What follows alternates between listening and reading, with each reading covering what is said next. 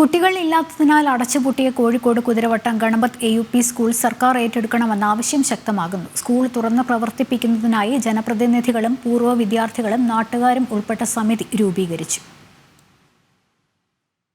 കുതിരവട്ടത്തെ Ganapath AUP school അടച്ചുപൂട്ടാൻ പോകുന്ന വാർത്ത ജനം ടിവിയായിരുന്നു ആദ്യം പുറത്തുവിട്ടത്. പിന്നീട് വിവിധ രാഷ്ട്രീയ കക്ഷികളും അധ്യാപക സംഘടനകളും വിഷയം ഏറ്റെടുത്തു. അതിന്റെ പശ്ചാത്തലത്തിലാണ് AEOയുടെ നേതൃത്വത്തിൽ കഴിഞ്ഞ ദിവസം സ്കൂളിൽ യോഗം ചേർന്നത്. മുൻ അധ്യാപകർ, പൂർവ്വ വിദ്യാർത്ഥികൾ, രാഷ്ട്രീയ അധ്യാപക സംഘടനാ പ്രതിനിധികൾ, നാട്ടുകാർ തുടങ്ങിയവർ പങ്കെടുത്തു.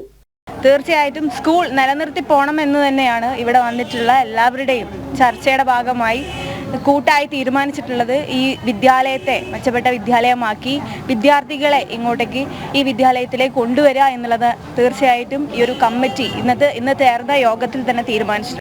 സ്കൂളിന്റെ ഉടമസ്ഥാവകാശ രേഖകളിൽ ആശയക്കുഴപ്പമുണ്ടെന്നും സ്കൂൾ സർക്കാർ ഏറ്റെടുക്കുന്നതായിരിക്കും കൂടുതൽ എളുപ്പമെന്നും കൗൺസിലർ പ്രതികരിച്ചു.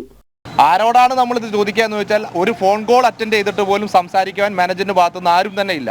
അപ്പം അതുകൊണ്ട് നമ്മൾ ആഗ്രഹിക്കുന്നത് ഇത് സംസ്ഥാന സർക്കാർ ഏറ്റെടുക്കുക എന്നുള്ളത് തന്നെയാണ് പ്രായോഗിക തലത്തിൽ സാധിക്കുകയുള്ളൂ. അതുകൊണ്ട് ആ ഒരു തീരുമാനം എടുപ്പിക്കാൻ സാധിക്കുമെന്നാണ്.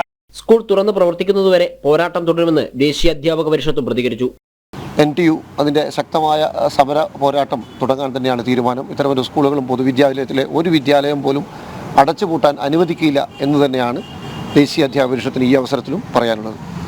അടുത്തയാഴ്ച മേയർ, MP, MLA എന്നിവരെ പങ്കെടുപ്പിച്ച് വിപുലമായ ആലോചനകൾ നടത്താനും യോഗത്തിൽ തീരുമാനമായി. ജനം, കോഴിക്കോട്.